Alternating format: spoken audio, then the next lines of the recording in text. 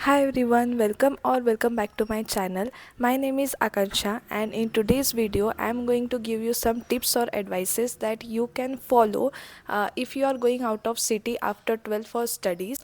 So all the students who are going to take admissions in colleges, the first advice is don't choose your college or don't take admission in college because your friends are going in that college. If you don't have any interest in that degree or you don't know what to do after that degree, so because your friends are taking admission and so you are taking is a very bad decision.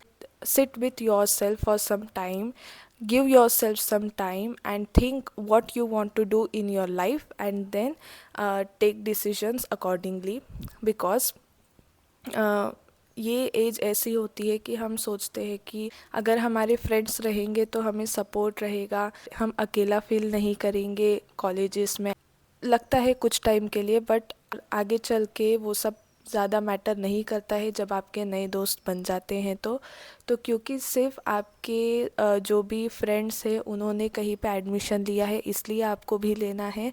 Avoid that. ये मेरे साथ तो नहीं हुआ है, मैंने किसी का देख के एडमिशन तो नहीं लिया था कॉलेज में, बट क्योंकि मैंने एडमिशन लिया था इसलिए one of my classmate had taken admission in my college and उसको वो डिग्री जमी नहीं। Okay, so the next thing that I want to tell you will be, college में एडमिशन स्टार्ट होने के पहले ही प्लीज़ थोड़ा प्लानिंग करके रखिए कि आपको अगर ये कॉलेज में या फिर ये सिटी में एडमिशन मिल जाता है तो आपको कहाँ रहना है, आपको क्या क्या कैरी करना है, क्या आपकी नेसेसिटीज़ हो सकती है वहाँ पे। बिकॉज़ हमें लगता है कि सब आराम से हो जाएगा, बट टाइम पे बहुत सारी चीज़ों से हमें डील करना पड़ता है।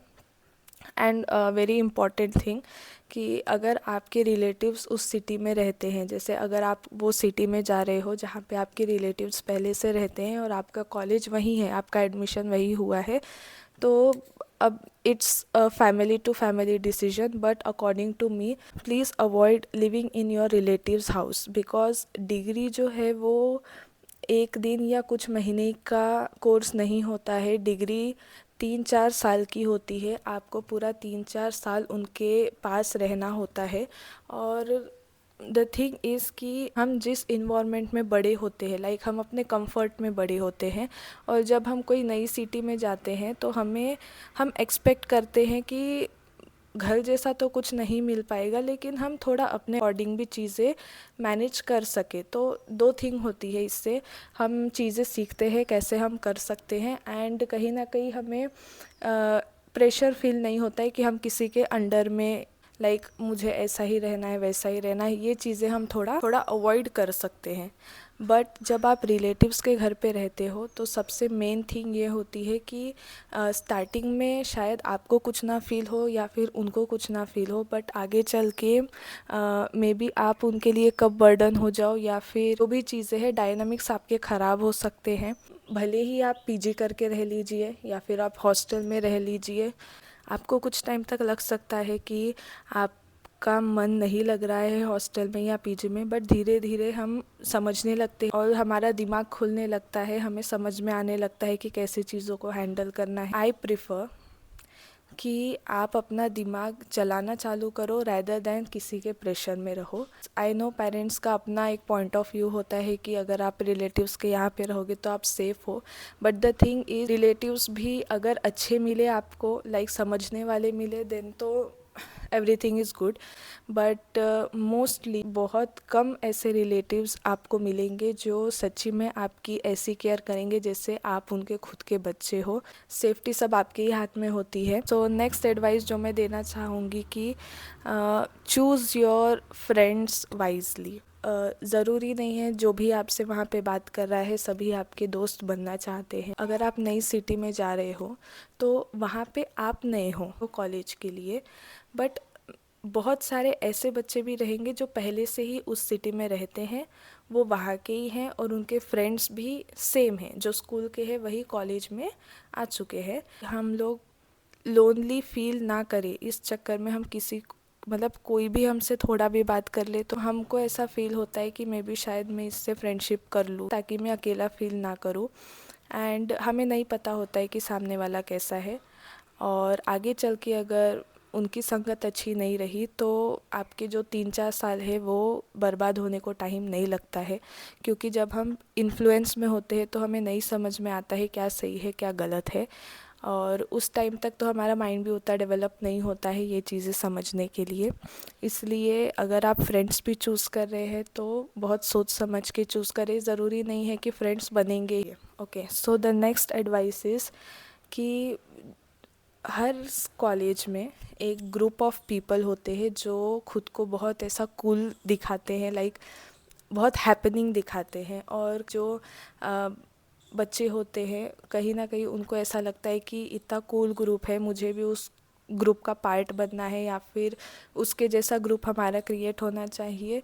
But I don't think it is necessary, because college में हर प्रकार के लोग मिलते हैं। अभी वो जो ग्रुप बना है उनकी कुछ तो सिमिलैरिटी होगी जिसके वजह से एक पॉइंट पे वो लोग मिले और वहाँ पे उनकी फ्रेंडशिप आगे बढ़ी, और अगर आप उसमें नहीं फिट हो पा रहे हो तो मे बी कुछ तो है जो आपकी और उनकी फ्रीक्वेंसी मैच नहीं हो रही है, जिसके वजह से आप वो बॉन्ड नहीं बना पा रहे हो। तो इसमें ना उनकी गलती है ना आपकी गलती है। जैसे हमारे ग्रुप का हमें पता रहेगा बट उनके ग्रुप पे क्या चल रहा है हमें नहीं पता रहेगा, तो मे बी उनके लिए हमारे ग्रुप बहुत हैपनिंग होंगी, लेकिन हमें हमारे ग्रुप के अंदर की चीज़ें पता है, और हमारे लिए उनकी ग्रुप हैपनिंग होंगी लेकिन उनके ग्रुप के अंदर क्या चल रहा है वो उनको पता है।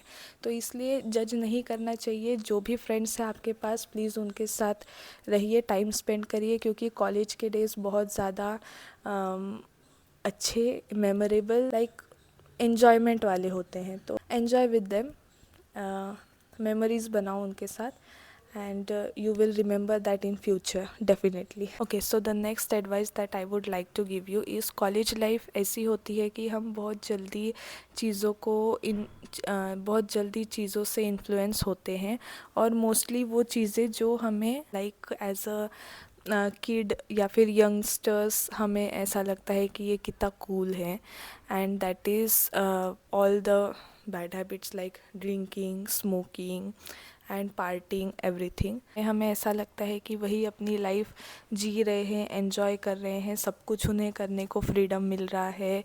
बट ना उस टाइम पे मुझे ये लॉजिक समझ में आता था और अभी भी मुझे ये लॉजिक नहीं समझ में आता है। आप ये सब चीज़ें जो आपको पता है कि आगे चल के आपके लिए हार्मफुल हो सकती है, उससे आप अगर इन्फ्लुएंस हो रहे हो तो you have to work on yourself first.